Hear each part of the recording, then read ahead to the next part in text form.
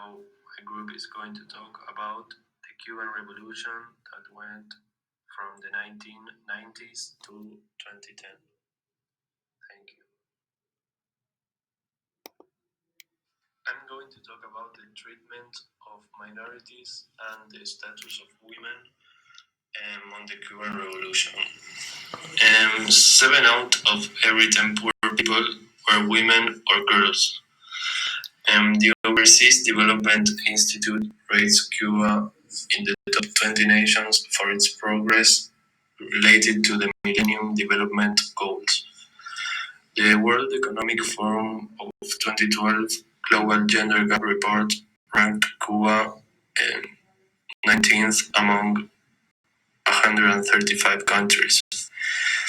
Women also make up only 38.1% of Cuba's workforce. Less than 40% of working-age women are employed, and Cuban women earn on average less than half what men make, mostly because men have access to higher-paying jobs. Now I am going to talk about the treatment of the opposition.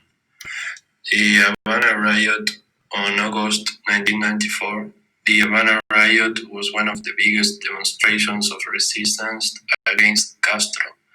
Civil unrest had been building since the 80s with Castro's forced emigrations of those who opposed his rules. This, along with his use of government violence against homosexuals and intellectuals and political dissidents, clearly shows the nature, extent, and treatment of his opposition. Another demonstration of resistance was the Brothers to Rescue on February of 1996. A Cuban group of exiles known as the Brothers to the Rescue were an organization that rescued refugees between Cuba and Florida. The group originated in Miami and was known for its opposition to Castro when an unarmed plane entered a Cuban airspace and was shot down by the Cuban Air Force. This clearly conveys the nature and treatment of Castro's opposition. And the other big demonstration of resistance was Elian Gonzalez incident in November 1999. A Cuban boy had made his way to the USA after his mother had drowned during the journey from Cuba. Stuck in a legal battle, the maternal family wanted him to stay while the father wanted him to return to Cuba. That later led to Castro launching a campaign against the US, further portraying his treatment of opposition.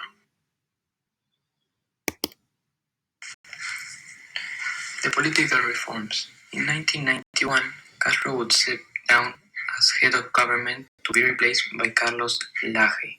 Castro would remain the head of the Communist Party and commander-in-chief of the armed forces.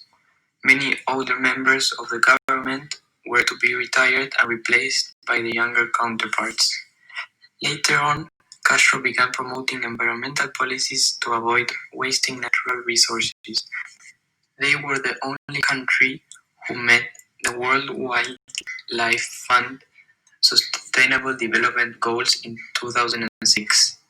In the 2000s, he tried to greatly improve his relationship with the Latin American countries. In 2008, Castro announced that he would not accept the position of President of the Council of State and Commander-in-Chief. Agrarian reforms. In 1994, they signed a plan to free the agricultural market. This allowed them many advantages, which one fell the selling of their surplus product. This motivated farmers to grow more, so prices fell. This was a negative impact, but allowed the country to sell even more. However, much of their effort failed in 2001 with a hurricane where they had to ask for the United States food aid to supply them for some food. With respect to the economy, The collapse of the Soviet Union greatly affected the Cuba and they tried to rejoin the International Monetary Fund. During these years, foreign trade fell 80% and their GDP dropped 50%. Castro moved people from the urban areas to the rural to increase production. Surplus production of factories could be sold, promoted foreign investment, self-employment was legalized. They tried to diversify their economy, open to biotechnology and tourism, and finally in 1999 they received economic aid from Hugo Chavez, the leader of Venezuela at that time. Later these two countries would trade doctors for petrols. Cuba would send them medics in return for petrol for the country.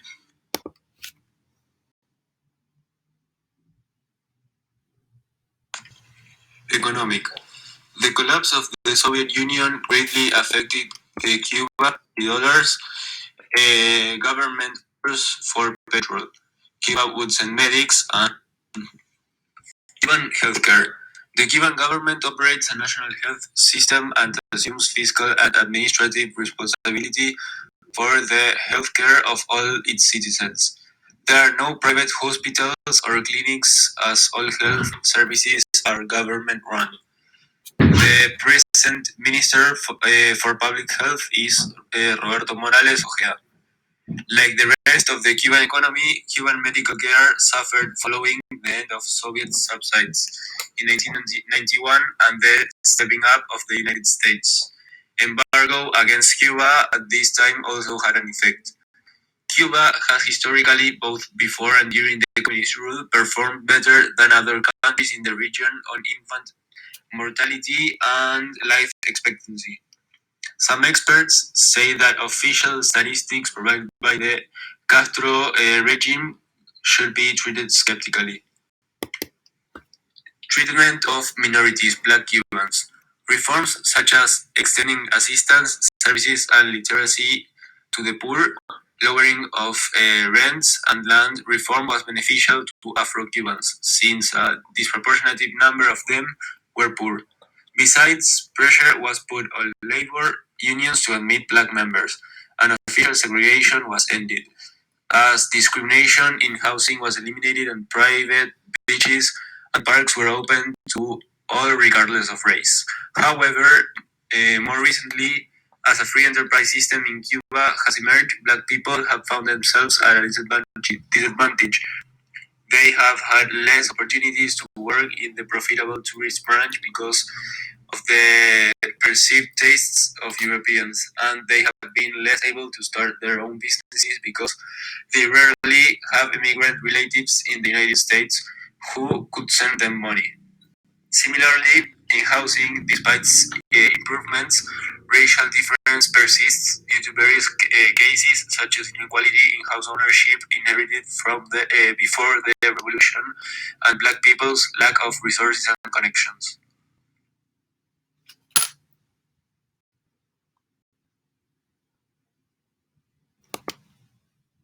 Going further into some of the most famous Cuban artists, we have Armando Mariño, that is a renowned painter.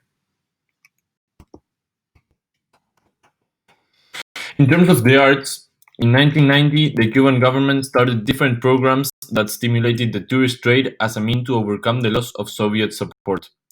In order to advance with this, the government amended the constitution in the year 1992 in order to allow and protect foreign-owned property. By the year 1993, the dollar was permitted to circulate legally, and this meant that tourism was going to take a huge leap as a source of income in the country. Due to this big dependence, a withdrawal from conceptual to figurative art that defined the change in painting was caused. In addition, this is allowance of circulation of the dollar allowed for higher incomes, which meant that people could focus on other things rather than work. This obviously improved the focus on the arts in Cuba. Due to the interest of tourists, which took art on higher visibility, as well as returning to a more figurative mode of expression, it also worked as a space where Cubans debated some of the social problems magnified by the social period. as illustrated by the Keloides art project, which deals with issues of race and discrimination. This shows that the Cubans were also using art to express themselves and express the problems that they were feeling were a problem in their own country. Going further into some of the most famous Cuban artists, we have Armando Mariño, that is a renowned painter, sculptor, and installation artist, and one of the most popular Cuban contemporary artists that has been exhibiting across the world since 1990 in continents like Europe, Africa, and also in his country homeland Cuba. While his works are represented in major private and public collections, he is mainly known for tackling worrying issues of gender, race, sex, human trafficking, and freedom. Secondly, going to another famous Cuban artist, we have Carlos Esteves, who is a painter, sculptor, and photographer that has been active for more than 20 years and embodies various philosophical and artistic concepts that explore the relationship between the man and the universe. And he often reflects also on the Cuban social and political realities, on how everything is going at the moment. Finally, we are going to talk about Cuba's relationship with America and with the Soviets. So Cuba and the United States restored diplomatic relations on the 20th of July of 2015. These relations had actually been worsened in 1961 because of the Cold War. However, now U.S. diplomatic representation in Cuba is handled by the United States Embassy, and there is a similar Cuban embassy in Washington. The United States, however, still continues to maintain its commercial, economic, and financial embargo, making it illegal for U.S. corporations to do business with Cuba. This shows that there is still some tension between these countries left after the Cold War. It is not completely healed and restored. However, under the Trade Sanctions Reform and Enhancement Act of 2000, exports from the United States to Cuba in the industries of food and medical products are permitted with the proper licensing and permissions from the U.S. Department of Commerce and the United States Department of the Treasury. In addition, the Obama administration eased specific travel and other restrictions on Cuba in January 2011. We can conclude from this that relationships are starting to improve between these two countries, and that as time goes by, if there isn't another problem, they will probably continue to enhance trade and tourism. In terms of the Soviet-Cuban relation, we know that Russia has an embassy in Havana and a consulate general in Santiago de Cuba. Cuba also has an embassy in Moscow and an honorary consulate in St. Petersburg. After Vladimir Putin came to power in 2000, relations between both countries increased. In December of 2000, Putin actually visited Cuba, and he, along with Fidel Castro, called for the lifting of the embargo on Cuba. Russia is still Cuba's leading creditor, and the two countries maintain close economic ties with each other. This means that Russia lends a lot of money to Cuba, which probably implicitly means that Russia trusts them. Moreover, Cuba strongly supported Russia's position in the 2008 South Ossetian War. In the fall of 2008, Cuba and Russia increased joint cooperation with each other in the field of economics. Moreover, Russian Deputy Prime Minister Igor Sechin visited Cuba several times in 2008 to increase economic and political ties. Russia was the first country to provide aid to Cuba after 3 hurricanes devastated the country in the fall of 2008. The assistance provided by Russia included 4 planes of food, medical supplies, and construction supplies. This shows that they not only support Cuba in terms of economically, but they also provided support when Cuba was at its worst and after this hurricane incident in the fall of 2008. Thank you for listening. This is all for now.